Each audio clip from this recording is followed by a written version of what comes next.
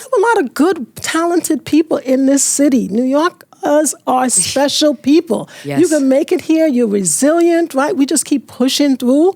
And to know we're electing people who intentionally go behind the scenes, right, and put policies in place to literally squash dreamers, to squash opportunity, it's shameful.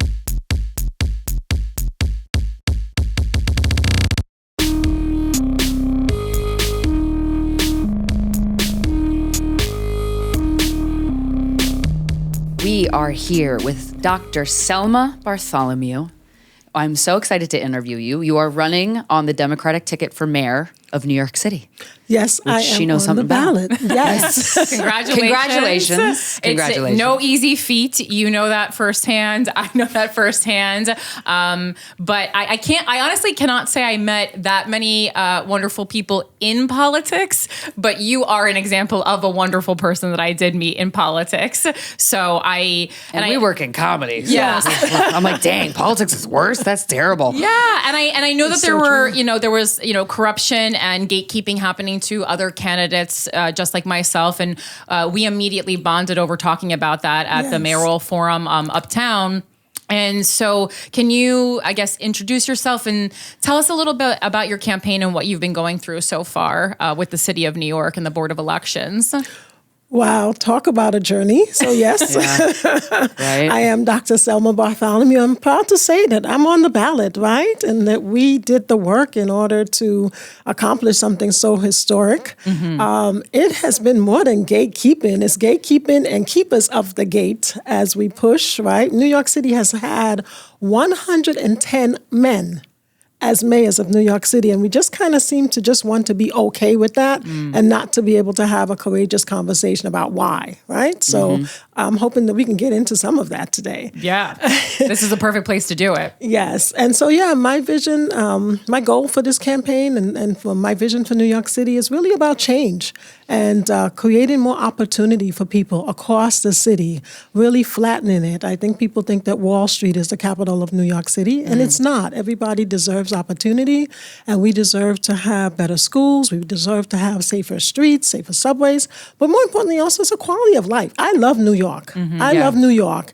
and I think that we've kind of fallen out of love with it. Yeah. Yeah, it's a push and pull. Why? This is a question Corinne got a lot, and I would love to ask you, why mayor? One, because I think it's time for change. Yeah. It's time for fresh leadership. I want the job. Yeah. I want the job, and I'm ready for it. I've done more than 30 years of leadership experience, working with schools across the country, working with communities, building teams, building leaders, helping people learn how to have relationships. And I think New York City needs somebody who has both compassion, right, and also the skill sets. We don't seem to think that as a mayor, we seem to think it's much more of a politician position, but it really requires leadership. It requires people who know how to actually think strategically. And so give it to me. I want it. Yes. I want it. You're hungry for it. And the Yes. thing is, I think that a lot of listeners might be like, well, if you're running for mayor, of course you want it. But I don't think that's the case for many of the candidates. I think that for them, They it's want the just another power. step on a ladder. It's another title for their resume. And so to be really excited and enthusiastic about taking on the job is something you have to look for in a candidate. Like the why is so important. And I think for so many people, it's just a power play. Absolutely. I think that they just see this as another opportunity, like you're saying, another step up the ladder. Yeah. But it's also who are they accountable to? That I think that people don't realize that this is a chess game and individuals put the pawns out. The individuals who they know that they can control. So they say to them, go, this is your next fight. This is your next position. Like when I think of somebody like Scott Stringer, he's like the whack-a-mole of the mayor's race. Every mayor's race, he jumps out. I want to be mayor. I want to be mayor. Like, stop the nonsense. Stop the nonsense. I appreciate how honest you are about in your conversation. You're not like trying to be, you're just yourself. That's so nice. Well, and because we have Andrew Cuomo running with his multiple sexual assault. Misconduct accusations, we've completely forgotten that last time Scott Stringer's, most of his endorsements and everything fell through because he ran for mayor last time, but everything went down the toilet because he was accused by two people of sexual misconduct. And now because Andrew Cuomo is this bigger name and polling better, we've all of a sudden just, stop talking about Scott Stringer. AOC endorsed him fourth. Yes. I go, what? Yes. That's so disappointing. Institutional amnesia. Yeah. I was really upset by that. Yes. What Scott Stringer, what is his allegations? Are you familiar with them? Are either of you familiar with them? It's not assault. I believe it's misconduct or harassment. So I want to make that clear. Not that that's smoke, okay. there's a fire. Yeah, but if something came up to the surface, that means there's a whole ant farm. Yeah, and it was two women, and last time, and then even on the first debate, the moderators asked, "Who did you vote for last time in the primaries for mayor?" And Scott Stringer is yucking it up. He's like, "It was a hard decision in my household, but I voted for me," and it's like. No, yes. And then he said, no, he was mad at the other candidates that no one voted for him. And I go, exactly. You're not telling the reason no one voted for you last time. Exactly. And they're quick to forget. Yeah. And they're quick to also just it's a show, right? Right. It really is a dog and pony show. Yeah. And I'm so glad that we've had a chance to kind of pull the curtains back and expose the truth behind it. And what did he do at the end of the day? I don't want to spend time talking about him, but he was comptroller. And the numbers in the city didn't improve. Women businesses, we didn't make any money under his leadership. Same thing, less than 2%. Black women, less than half of a penny, right? Hispanics, less than half of a penny. And so what did you do when you're in the position? Same thing like Brad Lander running around talking about he's going to end homelessness. He might as well give us all a deluxe apartment in the sky. Stop it. Yeah. Stop it. This is really serious things, and you're not taking it seriously. But people seem to be okay with that. Or at least they're making it seem like if we are. Yeah, we're in this period of time where I know it's been worse, meaning if you stole something, you could get your arm cut off, and that doesn't happen. Yay. Okay, cool. But there's no compassion in governing. And it's like, isn't a government supposed to take care of its people? When I travel to other countries internationally, the vibe when you get off the plane immediately is different. And you go, you don't have to worry about getting hit by a bus and your whole savings account gets wiped out. Right. Exactly. The stress that Americans go through, that we're under because our government fails us when it's supposed to be helping us, makes you go, why do we pay taxes? Exactly. Yeah. For what? To be abused? Yeah. Well, first of all, I think Corinne and we've exposed something about the fact that we see that, yes, we think that this is a democracy, right? And I want it to be, Ella Baker was one of my heroes, and she said that it's supposed to be spelled with a small d for everyone, right? Yes. The democracy. But what we've discovered in the mayor's race is that it really is pay for play, that, they denied me an opportunity to be on the debate stage, not because I didn't earn, right? But basically because I didn't spend $198,000. That's their threshold. And this coming debate on June 12th, wait for it, the threshold is $2.3 million. That you need to have spent. Your campaign has been $2.3 million to get on that debate stage. To get on this, and they're calling it the leading contender, when in reality it's the leading spender, right? Right. And so that means that they never will be accountable to the people. That if you now, right, in order to get matching funds, you have to first raise $250,000. So I didn't get any matching funds. And now you're told that you have to spend more than $2.4 million in order to get to the debate stage. It means that when the big money companies pick up the phone and call the mayor's office, who are they going to answer? To me and to you? So that's why they've left us out in this place and calling it a democracy. And I think it's time for change. Yeah, it's time. Yeah, absolutely. And then, it's an ongoing problem. So, I knew the finances would always be an issue, but beyond that, the way to earn more money for your campaign is to get publicity. And so, I'm a big fan of journalists, but I have been rather disappointed in the local journalists that we have here in New York City, because they complain about Andrew Cuomo. And I go, well, you keep writing articles about him when you have this wonderful opportunity to highlight other candidates. When you highlight other candidates, money goes into their campaign. When I was out speaking to groups of, 50 people at a time, I would raise money. Obviously, that's the harder way to do it. Right. And I understand that journalists do have to, they're following the money because that's where the story is, but they can also create wealth for candidates who might do better work for the people, I don't think they're following the money. I think they're following failure. Right? Yeah. Right? They're following failure, and they're okay with it. And the sad part is even when they see you, like, do they fundamentally see you? And I think that's what it is, right? Everyone thinks identity, but do they identify with us? Do they identify with the voters and see that we really do want something different? And be brave. I mean, what did you become a journalist for if you're not going to be brave and go to your editor and say, wait a minute, this is not fair? And instead, they kind of just keep, right, the status quo and facilitating it. And it's time for us to really have some more braver conversations and hold people accountable. Yeah, and so many New Yorkers don't even know the candidates who are running, and that's why Andrew Cuomo is polling in the way that he is, because it's just a name that people recognize. And I go, well, you need to give us opportunities as candidates to talk to New Yorkers, to tell them our plan, and not have the primaries, closed, number one,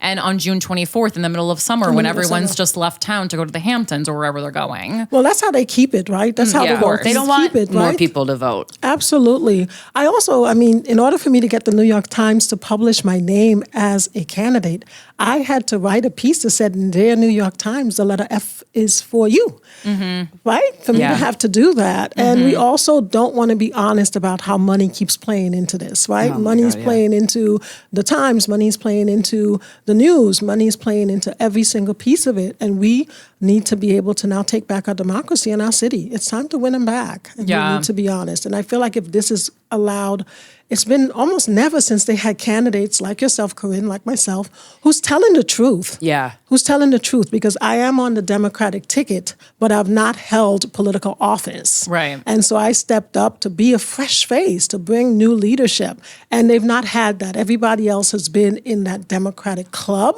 and really, going along with it. And so how can someone sit on a stage and knowing that another one of your peers is locked out? If you don't advocate for me, are you really going to advocate for the average New Yorker? Right. No, you're not. Well, that's why I truly felt that it was, even though I am no longer running because they found a way to get me off the ballot, I felt like it was not only I'm happy to have you on and I was excited to have you on, but I really felt like it was my responsibility because, again, I knew that if this was happening to me, it was happening to, other candidates in different ways, that they were being held out of the mainstream view of this race.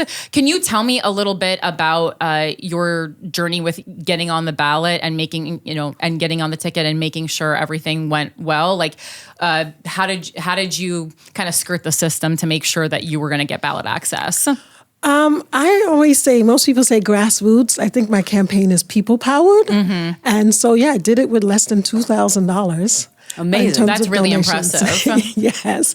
And that's because of relationships, right? And going into the community, speaking to the grandmothers, the grandfathers, the members across the city and say, I want to be on the ballot. And they said, hey, Dr. B, you want that? Let's go out and help you. And so they went out and collected signatures and petitions for me, holding, meetings in the basements, in people's living rooms to get to know me. And I'm a really good strategic thinker and I'm a planner. I'm a planner. Once you have a good roadmap, right, you're able to really articulate and say, okay, now I got to meet this timeline. And it was cold. I mean, for them to be doing this in the middle of the cold. We were freezing our butts off. But I think the same was with Corinne's campaign of like the people getting if the people getting your signatures for you, like helping you, like just believe in you, that is the best way to do it. And then for them to not even validate that, I feel like if that was the process, so why do I need now a threshold of money? Right. Is it not the fact that you went out and got signatures because the field thinned out afterwards? Right. So the process in and of itself was to thin out and say, okay, these are the candidates. And so to now have this threshold that you have to spend money makes it quite clear who they expect the mayor to be accountable to. And we could look at this past administration. We could see text message and say, oh, call me. I'll stop and do right. I'll take your call anytime. And that's because they are not accountable to us. They're not giving us affordable housing. I see it's actually an unaffordable problem that we have because they want the city. And I say no. I say no. Let's push them back. To have an entire street where empty apartments sit that are upwards of $20 million that are killing the grass in Central Park because the building's so damn tall because the developers are having a whose dick is bigger contest. It's just like, come on. This is so not what the city's about. It's all about subcultures and just, And so to borrow from the debate that you should have been a part of because you are on the ticket, the first question that the moderators asked was, what is your one big idea for New York City? So I'll ask you that here so you have the platform to answer the question. What is your one big idea if you could only choose one from your platform idea for New York City that you would implement immediately or start the work on implementing immediately? My one big idea is to uplift our economy and to do ecosystems. We're used to just doing things isolated. School is over here, church is over there, community gardens are over there, but really now connecting community and the work that we're doing in community. So I want to do business hubs across the city. Not one. I want to be able to place business hubs and bring individuals, bring those who want to become entrepreneurs in there, and also bring the local entrepreneurs in there. We give people like $2,000-$3,000 grants. That's nothing in the life of a business. That does not impact you in any way. Yeah. And you have expertise, right? So bring those individuals in there. And also now let's bring those VCs, venture capitalists, who fundamentally care about our city, fundamentally want to uplift our city, bring them in there. And when that VC gives you $500,000, I want to match it. I want to match it. I want to match it because I know what it is. When I started my business in 2008, I own an education company. I stepped out on faith after doing the work for other companies, and there was no help. And we keep saying that the money isn't touching women, it's not touching, diverse people of color, because there hasn't been any intentionality around it. We're also now, when you do these business hubs, you're able to now really build a local economy. Now that person can now hire locally. We can now bring the artists in there. You can now bring the graphic artist. You can now bring the marketer. Everybody's in that same space working together. I also have to think as the mayor about communities that have been consistently disenfranchised.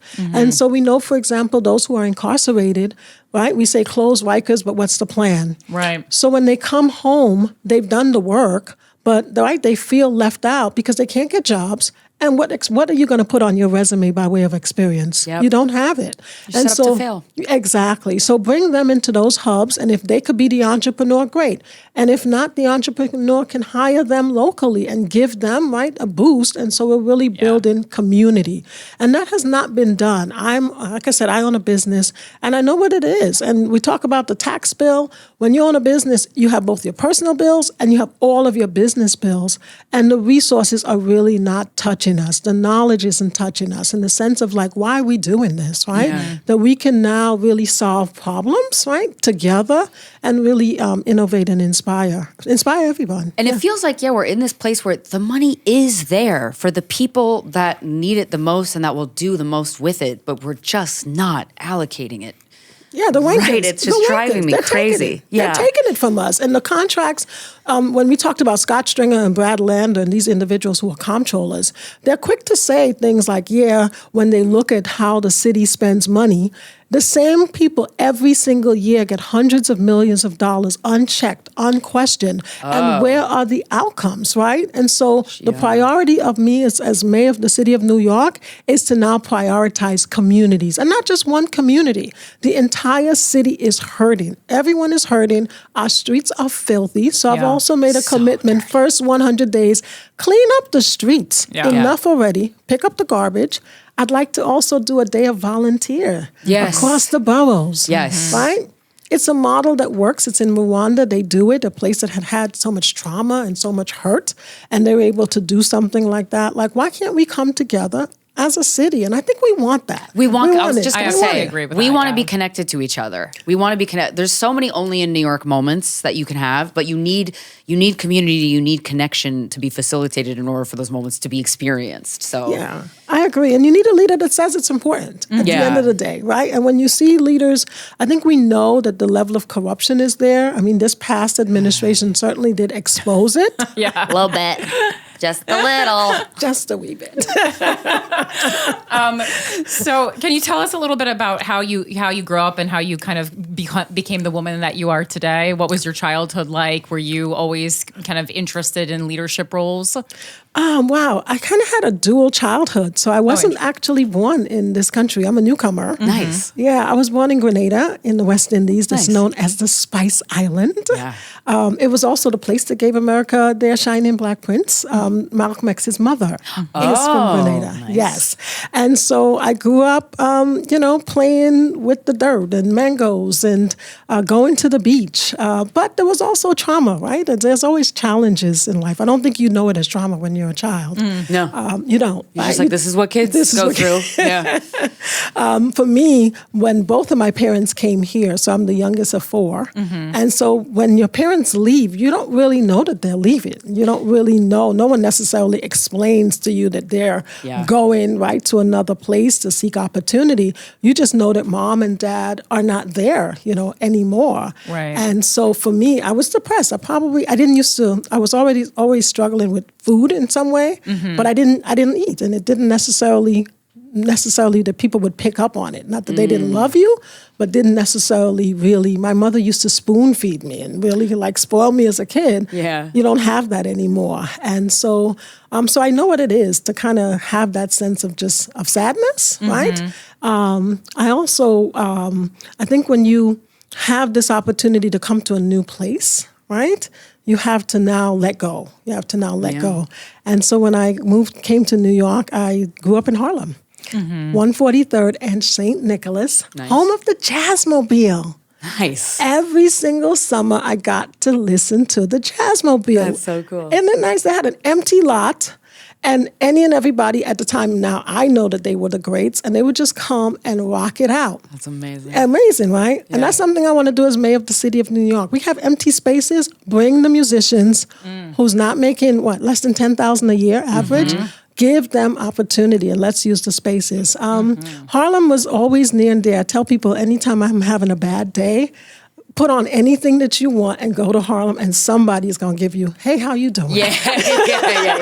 I lived there for 10 years, absolutely. Yeah, that's right, just to make you feel good about yourself. Yeah. So I grew up in Harlem, but I also had a lot of fights on the playground. So I think in terms of because you're a New York kid. Yeah. Exactly. I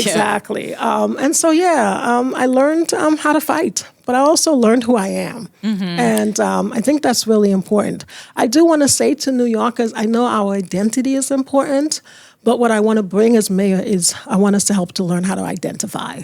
How do we identify with each other? I think that's something that we're missing. We're kind of holding on to who we are. Yes, I want you to know who you are. I want you to speak about it proudly. I want you to own it. But it's time we also identify with each other, because then how do you come together with somebody, right, in the city and treat each other with more kindness? Yeah. And fundamentally want to clean up our streets and want to improve our schools and want to get to know each other. Can we just get to know each other? Yeah. And see ourselves in others. And so to identify is a really important thing, and I don't think we've been really doing a great job of that. No, I think New York has gotten a lot more contentious over the past couple of years. Things going on politically. I think an uptick in hate crimes, and then and also the red word movement that we've seen nationally and internationally. But that was a problem in New York City as well. I think people were angry that Donald Trump got more votes, here, and Democrats like to lean on this crutch of New York always votes blue. And I think that if we continually rest on our laurels, that won't be the case anymore. The Democratic Party has to serve the people something that they want.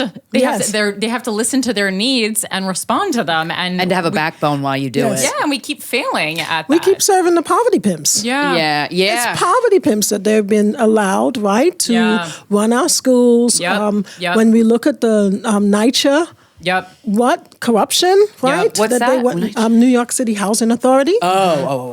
Such a level of corruption, right? Yeah. And that's why the mayor's office has been for sale. When we basically, this is such an aha moment for me. Why is it we're not getting it? Because look at the thresholds. When you say to a candidate, you now have to go out and spend $2.4 million. Well, suppose I made $2.4 million and 50 cents. How is that person going to feel about themselves because they think I want to just win? As you mentioned, like I just want to climb the ladder. I don't want to do the work in order to really build relationships and build community. And so they have set it up to ensure that the mayor's office is for sale, that those individuals will be able to have their wealthy friends pick up the phones, the contracts are going to them.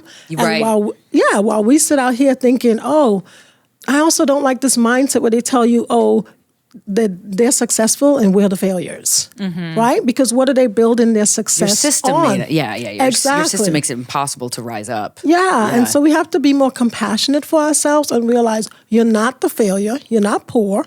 We've had poor leadership, we're poorly organized, and it's time for us to really shift that mindset and put someone in the office that belongs to the people, right? I speak for the people, I represent the people. I feel like if I want people to know my vulnerability is your vulnerability. To own a business in New York City is to struggle and to fight for opportunity. I'm thankful that when I started my business, I didn't rest on being in New York. I went across the country. So I went to places like North Dakota, and they brought me in because they wanted talent and they wanted to think about creating the careers and the jobs of the future and how do you redesign curriculum and do the work in a different way. So I'm thankful for that. But we've not had anybody that said COVID hit us. COVID hit us hard. Yeah. And thank you to our failing governor, we had a mandemic. Not a pandemic, right? That's very funny and true. Have you been in a room with Andrew Cuomo yet throughout this race? Because he's been hiding from New Yorkers. So. He sure has. Because New Yorkers do not fuck around. We'll tell you how we feel. He sure has. Well, we saw him. I saw him briefly at Abyssinia Baptist Church. Okay. Where he, the pastor has done the whole Cuomo love. Oh, right. Wait, what do you mean? Yeah, he Sucking up literally had invited us a couple of times to speak to the congregation, and each time he tried to ignore us. And on one of the occasions where I came, he brought Cuomo. And Cuomo had the opportunity to speak for 20 minutes, and I got 90 seconds. Oh, that's nice. Really nice, right? Cool, super fair. And then he went out he literally did an Instagram. The pastor, Reverend Dr. Johnson, has an Instagram that says Cuomo Love. Right. This is the culture. This is what we're fighting in terms of the need, right? The need Power for change. and influence. Yeah. And when we did when they did the debate, we protested it. Right. And we were actually only ones protesting. So they had on one side a lot of union workers, which they paid, fully well. They're coming out there, getting overtime to hold a sign up, right? And so when we put up the sign on the other side that said that in order to be on the debate stage that you had to pay $198,000, the look on these men and women faces, like the air just went out of them. Because what do you have to say to that?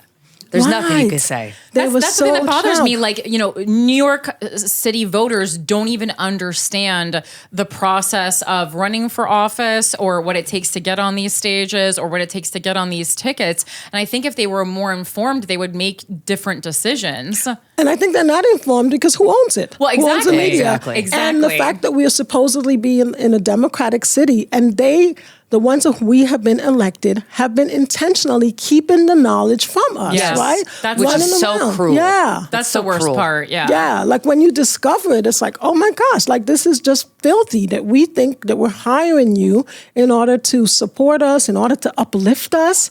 And we have a lot of good, talented people in this city. New York are special people. Yes. You can make it here. You're resilient, right? We just keep pushing through. And to know we're electing people who intentionally go behind the scenes, right? And put policies in place to literally squash dreamers, to squash opportunity. It's shameful, and it's time that we're exposing it. Like, it is true, and it's time that we let people know. And I think as we have more candidates like Corinne, like myself, right? And I'm about to break that glass ceiling. Let me just let people know I want it. I want it. Give it to me. I want it. Please get up, dress up, show up for me. We're trying to now really activate communities and those villages to say, you have a candidate, you do not have to hold your nose and go vote for that failing governor. Yeah. It's true. Absolutely. Yeah. And so obviously over the weekend, we saw really horrific things happening in Los Angeles with ICE. Your mayor, something like that, Donald Trump orders ICE to come into New York City in a more brutal show of power. How do you respond? What do you do? Well, first of all, we need to be clear as mayor. ICE does not belong in our schools. It doesn't belong in our places of worship. And how we need to respond is day one with a clear plan around who's doing this work. Yeah. Let's identify those faith-based institutions that have been doing the work, right? Mm-hmm. And let's fund them and let's give them what they need. I feel like if we need to be honest and say, is it a modern day Underground Railroad? In some ways that these people have been doing this work, but let's bring them now out of the surface and give them the resources that they need in order to provide those support services to families. Let's figure out who are the attorneys in those particular areas. I want to do a quality of life index tool that says what's in your zip code. So based on that zip code, what are the services available, right? Yeah. And what are those services available for those newcomers? But also, what's the services available for the moms? Where are the doulas? Where are the things that we absolutely need to be able to have in order to protect? Right? To protect and to also uplift our communities. Yeah, absolutely. And then I'm just trying to go through like the major issues. So let's, your public school plan. I know that you said you've already have an education business. You've been working in states all over the country.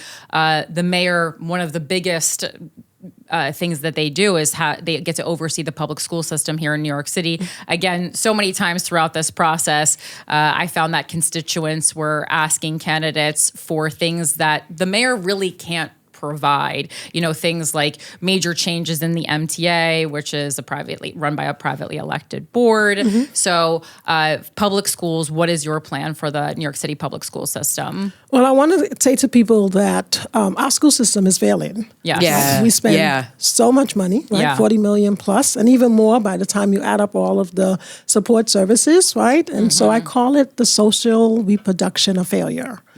Right, that year after year, how is it that we keep getting Black and brown and working class kids to only want working class job? Where's the vision? Where's the inspiration for it, right? So one of the first things is first hiring a chancellor that understands how to reach and how to teach in a different way. But I want to do something bold and something big. I want to first transform high schools. I think that our high school students not think I know that they're sitting there, they're often bored. There's not opportunity to really do internships and mentorships and learn business. We do individual programs, but not anything that's really comprehensive and transformational. So I don't think that they should be on the same schedule as elementary and middle school kids. Right. Mm-hmm. Especially you're living in the city where you can get the best internships in the world. Yeah. Why wouldn't a high schooler, why shouldn't you give a high schooler the opportunity to take advantage of that? There's a huge thing. And it just says that it's the poverty pimps, right? Yeah. Because the poverty pimps make money off of failure. Right? They don't make money off of success. And so to be able to now create a space and pathways where students can actually connect. Maybe they can work in a community garden as well. They can have opportunity to engage around the tech. I know people are upset about cell phones in kids' hands because the devices do give vices. But hello, you could trade Wall Street. Why are we not letting our kids have a bigger vision for business, a bigger vision for their community? And so I want them to have clearly intentional pathways that connect them to the jobs and the careers of the future, but more importantly, also the businesses of the future. I need them to imagine themselves as millionaires, as billionaires. You want to be a billionaire? How about you make me something to sell to China? Why is it that we're always the ones, right? We have to think bigger for our children. I learned how to sew in public school. I learned how to cook. I didn't learn how to do my taxes. I didn't learn how to invest in stock market. I didn't know any of that until I was 28, until somebody mentioned it in passing. And it's living in the best city in the world. It's what a missed opportunity for that education. Absolutely. Well, and American-born students in America, we have a very bad track record of getting into tech. Oftentimes, it's people who come to this country to go to college and then get in the tech business. I was just looking up stats on this for my other show, and that's something that you have to think about the future of technology and make sure that people understand how to use technology, not just shy away from it. Gatekeeping knowledge is so cruel. It's Absolutely. it's so cruel. It is. I mean, our governor, she just gave money to companies for bags to put your cell phone in and for cupboards to put the cell phone in. Right. Rather than saying, let's give them art, let's give them music, let's give them a class, a chemistry, because the cell phone is all about chemistry and mathematics coming together beautifully. Yeah. Right? How about we take the cell phone apart? Right. And figure out what's in it. Because the cell phone's not going away. Cell phone's not going away. It's going to be in your pocket for the rest of your life, likely. Absolutely. Yeah. And how about we give some kids some incentives and say, who can help us figure out the waste around the cell phone? Only 20%, right, ends up being able to, most of it ends up in the environment. Our kids need to know and to step up. Right now, we're not having high expectations of them. It's time to raise the bar and say, look, I expect you to be able to now solve complex problems and think in a different way. I also want to bring back, I want to teach 1.5 million children how to swim. Oh, that's interesting. Yeah. And that for me is a real equity issue. It's for all children, right? We have so many different individuals from all different backgrounds. And swimming is something, it breaks my heart. Every summer, with previous mayors, there is a child that dies in one of our pools or in the ocean. And they stand there and they offer condolences. Enough already. Yeah. Enough. It's a life time skill. for a plan. Yeah. Water safety, situational awareness. Let's teach our kids the skills that they need, right, to be confident and to move into the world. So I want to teach them how to swim. How about we give our kids some art again, some brain-based learning, some art and some music again. And I want to connect it in the community. I think people have this mindset that everything is supposed to be after school. Right. That's such Why can't it be integrated into the school day? There is a reality where a teenager can wake up and be excited to go to school, and we are not giving them the opportunity to be excited to go to school because we're not engaging with them. Like they're not being engaged to like you said, critically think and to be an artist and to be inspired. Like once you have that spark in you, everything is just, it comes into place, and you want to show up for yourself and your community and your family and all of this. Like, and you learn how to persevere too, right? Yeah. And you don't have to, you learn something about who you are. Yeah. Right? That you can struggle through something and it's okay to get feedback. It's okay to want to be better. And it's okay to try something new. And instead of us telling kids at the end of the day, oh, you'll be an influencer. Well, help me learn what I want to influence. Everybody wants to be an influencer. Everybody wants to be an entrepreneur. But you're not giving me anything during the day. Where's the joy? Where's the joy? And I know that there's no joy. When we see how many kids are depressed, when we're not giving them good food, when we see so many of the weed buses in our schools and in our communities, it says that they're missing something. So I don't want to just say, oh, we have mental health issues. No, we have community issues, and we really want to rebuild community and to do it intentionally. And don't anybody tell me that I can't teach 1.5 million kids to swim. They better buy some popcorn. You absolutely buy can. some popcorn You absolutely and can. have a watch party. Let's go. Well, that's an interesting point to bring up, because when I was a little girl, we had the Boys and Girls Club in my town, and it was just like something that everyone did. When you were a little kid, you went to the Boys and Girls Club and you learned how to swim. And it was like either free or really cheap, like $30 or something. And that was just part of growing up in my suburban town. And it was, middle class, lower middle class town. And it's just something that you don't think about a lot, but you're right. It is absolutely an equity issue. It is. And New York City schools have pools. Yeah. They have pools. Oh, do they? Yeah. We have schools with pools in it. But it's a mindset of how do you have that relationship with students, right? And you can't wait till summertime to do something. No, it's all year round. And I'm serious about the expectation, right? Like this idea that a kid should just go home and watch TV and play video games and eat and do whatever else they're doing as teenagers, right? Like, let's let them know, hey, if moms and dads, if I tell you to bring your kid to swim at 10 p.m., bring them to swim at 10 p.m. Yeah. Don't complain. Let's give them some mental muscle. Like that's what it takes to really move us forward. And I know that we've not had that as leaders. And you know why? Because they don't care about people. Yeah, no, they're they responsible don't give a for the crap. others, and they just want us to keep talking about our pain and not solving problems, right? So we're screaming that we want help. We're screaming that we're not doing well financially. And they're there kind of holding up the posters, giving us thank yous and proclamations. I can't put thank yous in my gas tank. It doesn't work. And so we need real change. So let's go do this, as New Yorkers. Do you have any feelings on school vouchers? That's something that oftentimes it's more conservative voters bring this up, but they love the concept of school vouchers for our charter schools. So they're part of the environment. That horse has already left the stable, right? And I work with all schools. I've worked with charter schools. I've worked with Islamic day schools. I've worked with Catholic schools. And what I want to say to people, it's about schooling. At the end of the day, the charter schools I see almost as the divorcees. They were in the public school system. It didn't work. And they're like, I'm going to go get divorced and I'm going to try, right, to do this over here. But what I want to say to people is schooling. What is the prepared graduate? What does it mean? What does it mean to prepare a student to feel confident to really step out into this world? And so it's time that we really understood what that means. New York City has more than 200 languages in this city. And our kids graduate not barely knowing how to write, right? Well, in English. In the main one. Right. Yeah, it's not great. I mean, when you look at the literacy rates, it's really alarming. It is. And so why? Why can't they learn, right, another language, right? Yo hablo español muy bien, pero yo aprendí en la escuela, right? I learned how to speak in New York City. I also know that in terms of my work in mathematics and in STEM, we talk about math as a language. And so it's time that we now gave our kids a vision to look out on the world. They should be feeling confident enough to look out on the world and to say, wait a minute, right? You're sitting next to me in a classroom for 13 years. You speak Spanish or you speak, Arabic, whatever it is.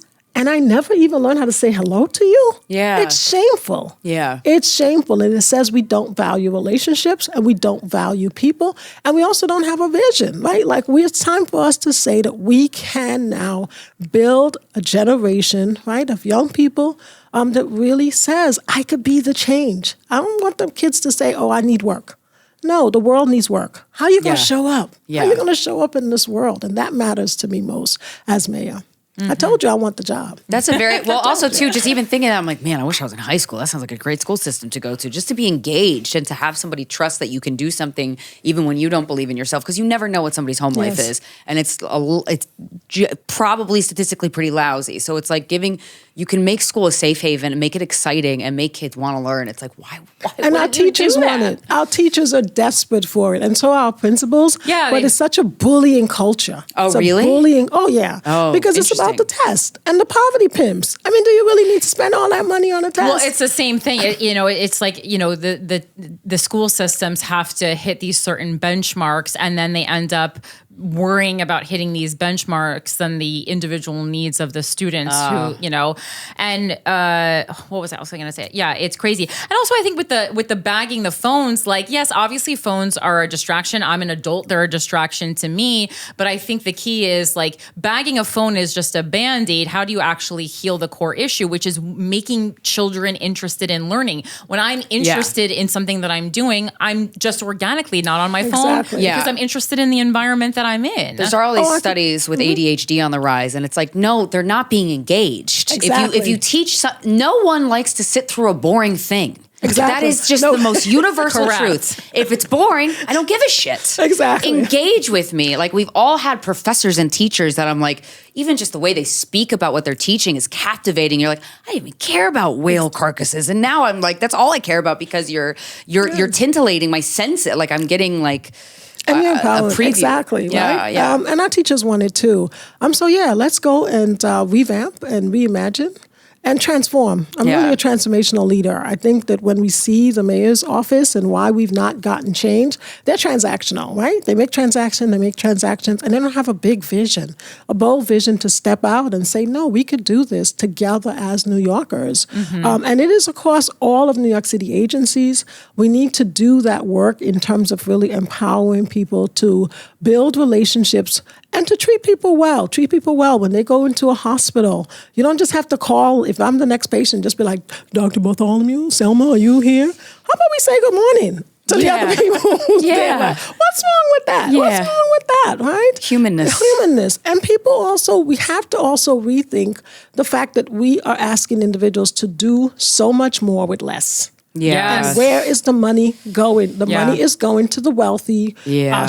Why is it that you can't get a pothole fixed? Where's the materials going? The money is being stolen out of our system by the robber barons, and no accountability because the mayor's office, right, and these leadership positions have not been accountable to the people. We've been voting, but now we know, no, the people who pick up the phone and call is if somebody give you $3 million to run your campaign, who are you going to speak to? Right. Who are you going to answer the call for? Right, exactly. No. It was so interesting for me to watch Corinne kind of blossom into this beautiful politician that also had this level of honesty that politics needs, that is never synonymous with politics, because a stand-up comedian is a truth teller. If there's a weird vibe in the room, we recognize it. If you're mad at me, and it kind of seeps out into our day-to-day life, or if I have interactions with strangers on the street, if they're behaving in a way that's like so unacceptable towards me, I'm like, I have no problem just being really, really honest. But it was so interesting to watch Corinne hold back that honesty, not in a way that was detrimental to the situation, but just like, it made me realize, you have to be a little bit, you can't say what you Not taking off my earrings and fist fighting people. I mean, I was at events with her. Vaseline. I was at event. Yeah, right. I was at events with her where she was talking to people that were, and she was saying like, everybody has an idea if they were mayor, this is what they would fix. And a lot of times it's a pretty self-serving of like the one elevator button in my building or whatever it is. That's something super specific, but that makes sense. That's what affects your day to day. But how has it been for you? Because you are also new to politics. You're not coming from a stand-up background, so I'm sure you have a little more grace than a comedian. But have there been moments where you were met with a question or a person or just something that was just really insulting and you had to bite your tongue? I don't necessarily bite my tongue. I find ways in which to speak to it. Yeah. And who I'm showing up as, right? Like, this is not new for me. I've been a leader. But more importantly, I feel like if there's always this culture where people are always asking you to be the polished one. Yeah. And, fake. good girls well-behaved girls don't accomplish the extraordinary, right? Mm-hmm. And so I don't have to be rude. I do cuss. I do cuss when I will not cuss somebody publicly, but I've had to cuss in a space where people were being just downright evil. Yeah. Like, I've been denied so many forums. Been denied a seat at forums because behind the scenes, they've already decided that they're working to really have Cuomo. We protested the NAACP a couple of weeks ago. We had to fight the NCLU, and they had a Cooper Square, a forum at Cooper Square. We had to fight them to get a seat at the table. There was an Asian organization, I'm forgetting the name right now. They just did a forum too. CCAC and A4, whatever. Please forgive me, I don't want to get their names wrong. They did a forum last week on the Asian community and Asian hate. They denied me a seat at the forum. Right. So what is that about? Exactly. What is that about? That's pure, like, passive violence on me, and I'm not going to be quiet about it. I'm not going to be silent about it because, that's the politician, right? Let me just go along and get along. No. This is about the lives of people. This is about the fact that we are hurting, and it's time to release the grip, and I'm not going to be quiet. I think it's a way in which you can say it, but I'm not worried about being the perfect politician. I'm Dr. Bartholomew. I know who I am. I know how I'm showing up. And I show up in the lives for other people every single day. And I'm a fighter. Yeah. I'm New a York fighter. City loves a fighter. Exactly. We love seeing people get owned who deserve it. We love a beef. We love a squash beef. We love but we like when somebody owns somebody verbally. That is the best. Yes. I have a coach, and he said to me, you should really tell people that you have fight in you, because if you're an alcoholic, you don't really say you're an alcoholic. I thought about it. No, I'm a fighter. Yeah. I'm a fighter. Yeah. And yes, I have fight in me, but I have to be. I have to be a champion for others, and I've been doing it all my life. Really championing for all children. Like I said, I've worked in all communities. When I went into North Dakota, I was like, where are your kids? Where are they? Yeah. Oh, they're in the basement cooking up what? Right? Like, to be able to really advocate for others, you have to see them, but you also have to want to fight for them and say, what do you want? What do you want in your life? And how do I help you? Yeah. And so my job is to be a fighter for the people, to be a fighter for the people of New York we've been disenfranchised. All of New Yorkers, of New Yorkers, not just people of color might feel like, hey, we're always, right? We've had this 400 years of just policy that has been disinherited. But those policies are now being used on the broader poor, being used on everyone. We are all under the grip. Let's release it. Yeah, let's release class it. issue for sure. Well, it's interesting that you bring that up because one thing that always disgusts me in politics in general, and I think both the Democratic and Republican parties are guilty of this, is when it comes time, when it's election time, they use black voters as pawns. Like it's basically this is the only time we specifically hear about black voters, and then we don't hear about them again until it's maybe 9 months until an election. And there's been a lot of talk about how Andrew Cuomo performs really well with black voters. And, I've heard some talk about, apparently he did something for the mental health of black women in New York City. I was trying to find why they would think this. Where, how, what? But I think it's the spin of the media, right? Yeah. Like who does these polls? Right. Show up on the Bronx and Gun Hill Road and ask what Andrew Cuomo has done for me. And yes, I do meet people. Yes, I do. I do meet people of color, women who are very much about Cuomo. And I think it's because they hear it. And also who we are in terms of people of color is that we are forgiving.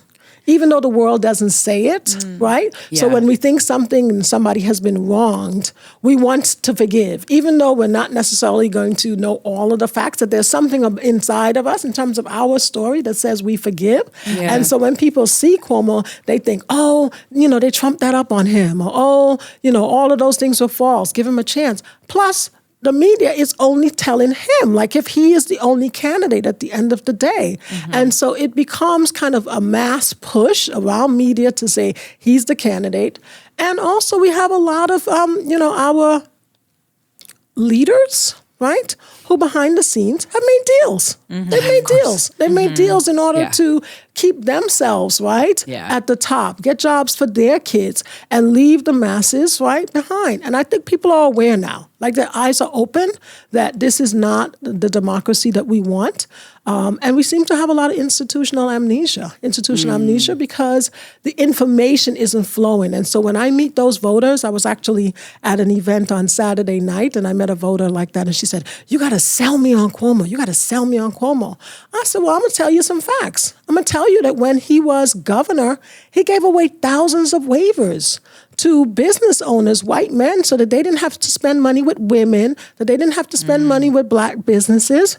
And how about this fact? When he had a chance to name that bridge, and we said, name it after Eleanor Roosevelt or Harriet Tubman, he said, I'm Mario's son. Yeah. And he named it after his father. So where's our bridge? Where's the Eleanor Roosevelt bridge? Why couldn't she get a bridge? Right. Why couldn't she? Because he didn't value women. And he doesn't value women. No, and I'll say that too many men, and this is more of a crass thing to say, but think women are holes, and that's what he does. Like they're just sexual objects that he wants to have power over, that he wants to control, that he wants to intimidate, that he wants to be fearful of him. That kind of man, so much rage towards that kind of man. Yeah, we previously had Lindsay Boylan on the show, who was the first woman to come out, and this first survivor of Andrew Cuomo to come out and speak against him, who's been doing a lot of great advocacy work during this. And she said it, right? She said that he literally, right, the weight of his entire firm was on her. Oh, I can only imagine. Bullying her, right? Yeah, his sister was bullying him. One woman that worked for him was also in charge of bullying the women. And it's like, he is putting his hand under a woman's blouse to grab her tit. What the fuck? At work, Yes. What the fuck? Right. Yeah. How are we not like outrage? How do you let him step on a fucking debate stage when he could have grabbed your daughter's ass for a photo op? Where are your values? And it's low. Makes me so mad. It's low. Makes me so mad. And I guess what I want to say is Father's Day, I really want the men to speak up. And I know that there are men, right? I know that. So you can't say hashtag girls dad and not speak up, because girls grow up. Yeah. We grow up to be women. Yeah. We grow up to be women, and it's time that the men, I don't think that as much as we're screaming it, it's time that men stood up and said no, that this is not appropriate, and this is not the message that I want to give to my girls, and this is not somebody who's a protector of my girls.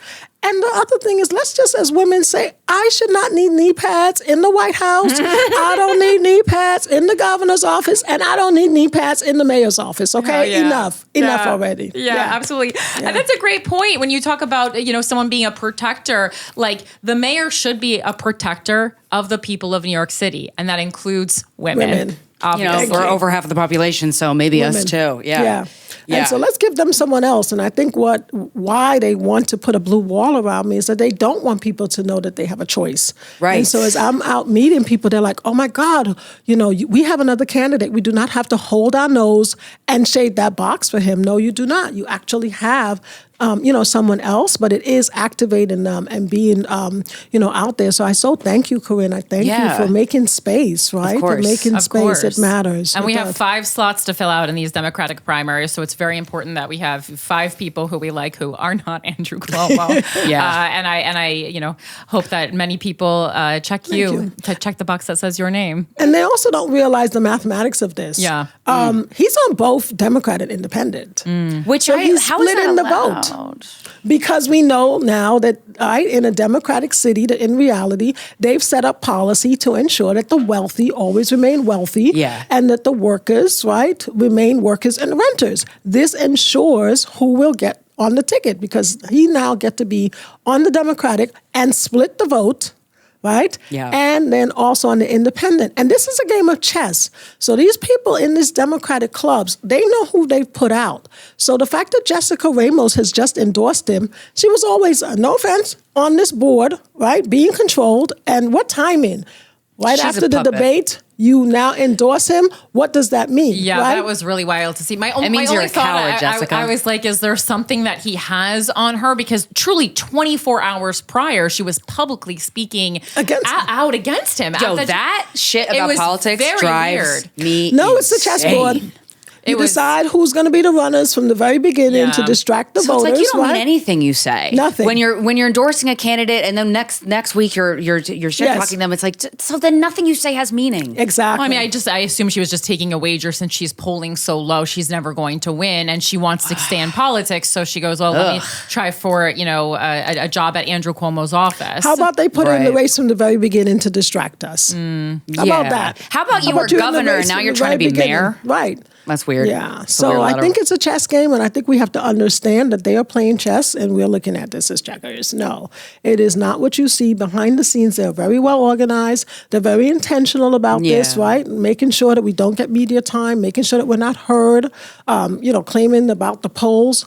Well, who have you polled? Who are you asking? Who is it that you're connecting to? Are you standing outside of BlackRock and polling all of the employees that come out? Thank you. Well, even when they were polling, a lot of times it wouldn't include candidates like you or me, and it would just be like other or other. And my friend said that she kept them on the phone for 45 minutes explaining that they were voting for Corinne Fisher, and she's like, so I'll put you down as other, and she goes, no, I know who I'm voting for. It's Corinne Fisher, and she should be on here because right now she's running. But I even see them doing that to candidates like Michael Blake. I mean, he ultimately made that first stage, but even in that first debate, he was saying, I won't be on that second stage, even though apparently he said he did meet that second $2+ million threshold. But you have to meet it and submit disclosure forms in time. So they're quick to criminalize you as well, right? They criminalize you for every single thing. Well, and they just spent $7 million sending out voter guides with inaccurate information.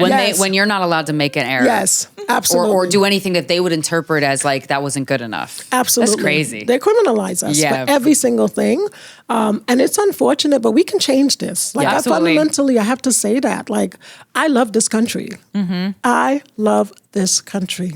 I love that Lady Liberty out there. Like, I'm tethered to her for my life. Yeah. I would not want to be any other place. Right? I agree, and I feel like that's something that Democrats don't feel anymore, and like you can kind of see it in the leadership. Like I acknowledge America and New York City, that we have a lot of problems that need to be fixed, and we can't pretend that everything is great. But I feel the same way. I love the country, and I love New York City, and that's why I feel so passionately that it can be better. It will be better. It will. Yeah. It will be better when we come together. It will be better. It must be better. Yeah. Because the other options is not an option. It is.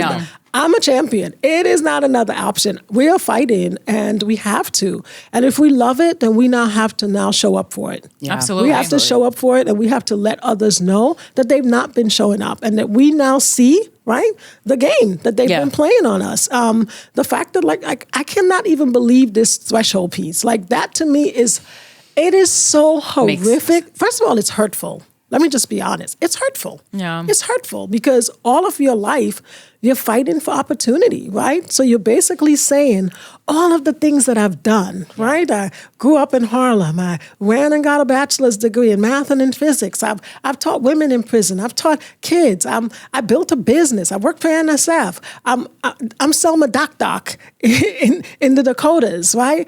All of the work that I've done, and now that I show up in this space that you're telling me you don't get access because you don't have money, that it's money that equates to success and it's money that equates to talent.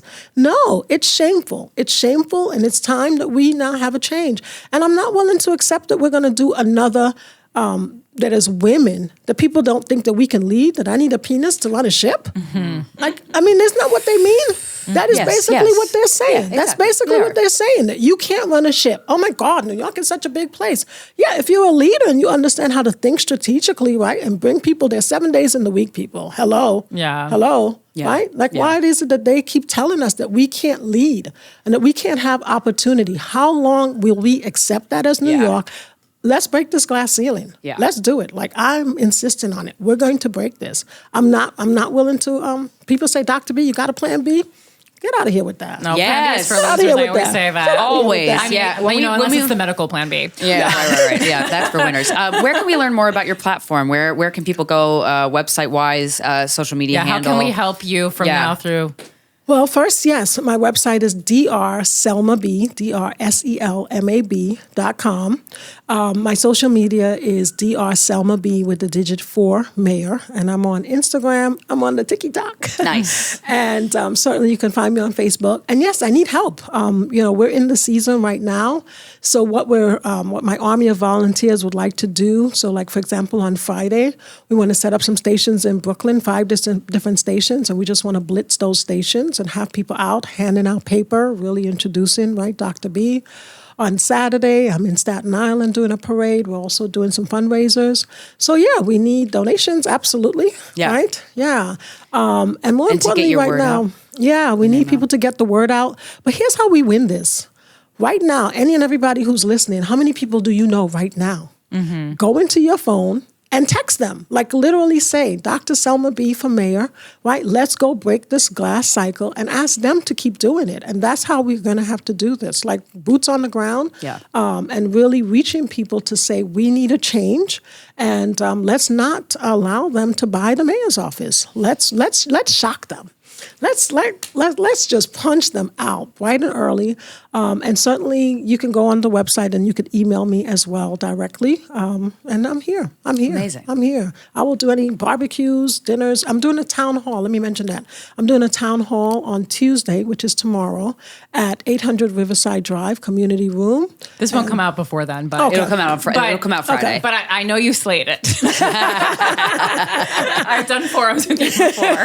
Thank you so much for coming here and taking the time to share your platform. And I think that it's so smart for candidates to come on a podcast, especially to access younger voters. I think they're not doing it enough. So thank you for willing to come here and sit down in our studio. We appreciate you. Thank you. And this has been Guys We Fight, the Anti-Slut Shaming Podcast. We'll talk to you next Friday.